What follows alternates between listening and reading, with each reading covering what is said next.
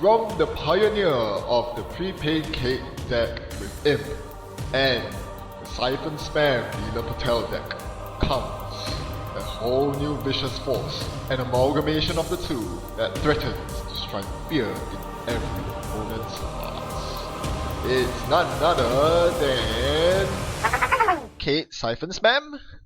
Hi everyone, Store Championship season is upon us, and last weekend I went to what possibly will be the largest Store Championship in the entire world for Netrunner, at least. Well, not a very good showing. Finished in 10th place, but it's not too bad when you consider that there are 77 people jousting for a top 8 cut. Well, at least it was a great experience, having contributed to the largest Store Championship. That's one for the history books. Not to mention a Store Championship where getting an all-art Jackson Howard is actually an achievement in itself. You don't get to say that very often. But anyway, beyond that, what I really want to talk about is my exquisitely pioneered Siphon Kate deck. I conceived this idea quite some time ago. It's not an original idea as usual. I pluck off other people's ideas and call them my own because I'm a plagiarizer. There was someone who posted a tournament winning deck list on StimHack, and I saw it was a Kate deck with 3 account siphons. That was very long ago. I can't find it on StimHack now, despite my best efforts, so I can't credit him here. It basically contained 3 account siphons, and when most people look at such a deck, they go, well, this is disgusting and degenerate. Why should it even be allowed? When I look at it, I go, this guy's a genius, taking advantage of everyone's lack of awareness and abusing it to the next level. I love it, and the natural next question is, how can I incorporate it into my own gameplay? Make no mistake, this tactic has been brewing in my mind for a very long time. Look at this. This is the history of that deck list. It was conceived 2 months ago while I was waiting for Store Championship season to arrive. That's a long time to keep it under wraps, and keep it under wraps I had to, because from my previous experience at the past regional season, I came up with the Siphon Spam Dealer deck. It did amazingly well on its first run.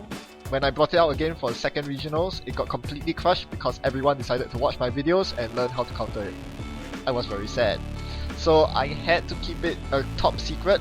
I never even brought the deck out on Jinteki.net. The only practice I got with the deck was by playing regular prepaid kit, getting familiar with how prepaid kit works, and doing test draws on Netrunner DB. That was my only practice. So for a deck which I never actually played a single game with before, I must say that it did a respectably good job. It went 5-1 on the day itself, dropping a game only to Andrew Hines, better known as Genesis, for his superior play, and staying calm and knowing exactly what to do despite the onslaught of Siphon Spam. Most of my opponents were just completely flummoxed, taken aback by when the first Siphon hit, and didn't really know how to recover. And I was able to abuse that by spamming more siphons and just completely camping the remotes and eventually winning through R&D digs. The surprise factor was a large reason why I was able to win the Store Championship last year, and it's the same reason why my Kate deck did so well this year. Conversely, it was food codes that let me down, which was a huge disappointment because I put so much effort into practicing that deck, including a food codes marathon sometime during Christmas, if you remember. It only went 3-3 on the day. Yes, it dropped half of its games, which is really sad. It lost to Genesis, who expertly decided to bring noise, which is a good counter to HP food codes. It lost to David Rogers and his Regas Wizard deck, which is very strong once it gets set up. He played it very well, knowing to use hidden information to his advantage by keeping his breakers in his grip and giving me the false sense of scoring window when there actually isn't. And finally, I lost co-op game to Tagore, whom you may know as my sparring buddy. I'll elaborate more on that later on.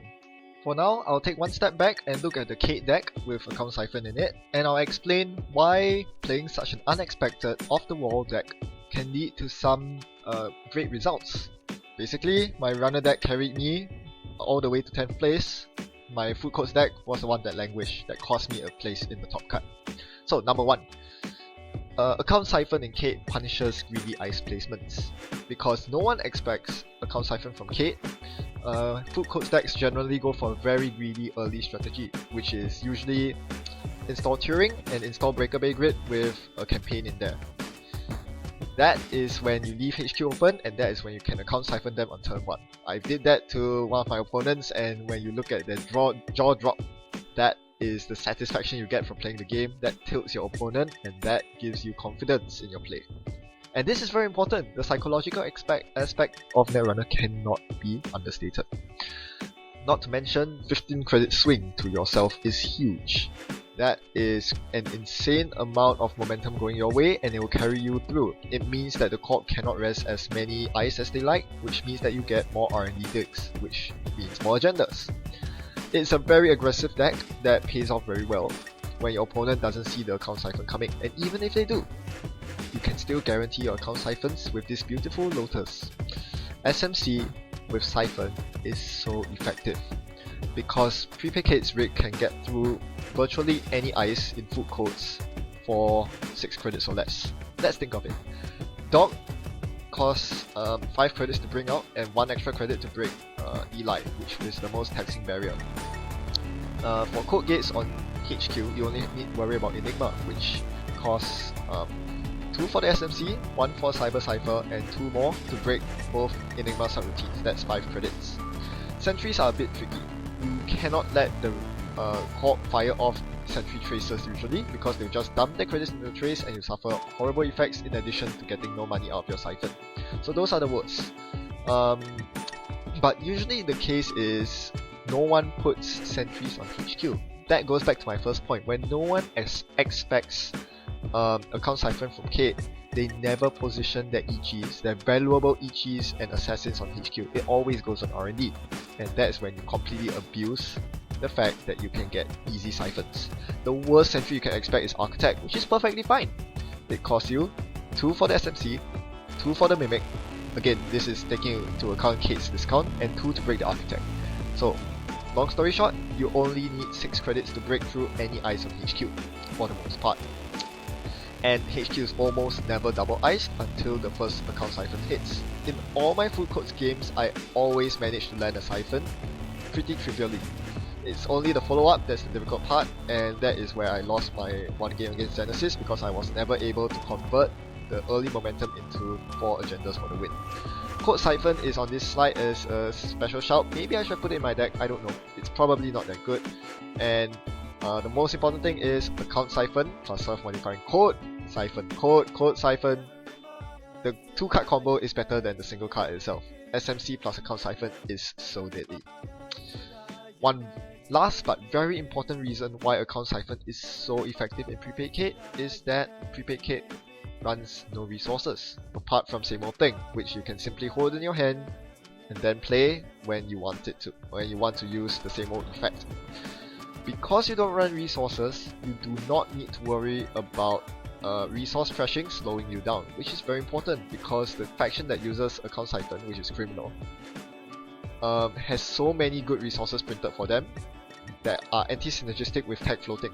But in Prepaid Kate, that's not the case because your econ engine is completely fueled by prepaid voice pads, which are hardware, and events, Sure Gamble and Dirty Laundry, and of course your account siphon. So basically, tags don't affect you at all, especially against food codes, because no one packs close accounts or tag punishment at all. So this is a perfect instance where knowing your meta can have a profound impact on your performance, because you're able to make a deck that counters your meta. The reason why I brought up food codes so often was because throughout the day I think I played at least half of my games were against food codes. I know I played one Gagarin deck and one Blue Sun deck, and they both still lost to my account siphon shenanigans. The Gagarin deck attempted to score an Oaktown behind 2 pieces of ice when I couldn't pass the gear check, but that's okay. I played 2 account siphons in succession, bringing him down from 11 to 1 credit, and then I could easily steal the Oaktown. Against the Blue Sun, the same old things actually serve a different purpose. This was against Tagore. He was playing his Manchester Blue Sun, which is famed for getting 2nd place in a regional last year. The same old things are usually meant for recurring siphons, but against Blue Sun, I don't really want to tag float and get flatline to Scorch Stuff, so instead I used same old thing to recurse Stim Hack, and that was a surprise that my opponent didn't expect. Having the same old thing available to me meant that I could get through his curtain wall to his scoring remote to nab the game winning agenda, and that was huge. On the flip side, he played his runner against my food courts, and his runner was tagged so well against food courts. Again, if you haven't seen his deck on Netrunner DB, do check it out, or it's also on Aku. Basically, by placing R&D interface and notoriety in his Kate deck, he was able to completely crush the field of food courts. The multi-access on R&D is no joke, allowing him to grab a lot of agendas, and notoriety means that he only needs 3 agendas to win. I also mentioned this in one of my Gate videos earlier. I'm very pleased that his strong performance with his Kate deck validates notoriety as a good answer to food courts. Not so happy with the fact that he used it against me. Well, that's what happens when I blab too much on my YouTube channel, huh? People just pick out my ideas and use it against me. Well, I guess I should talk less and try to come up with better decks for the next Store Championship I'm going to.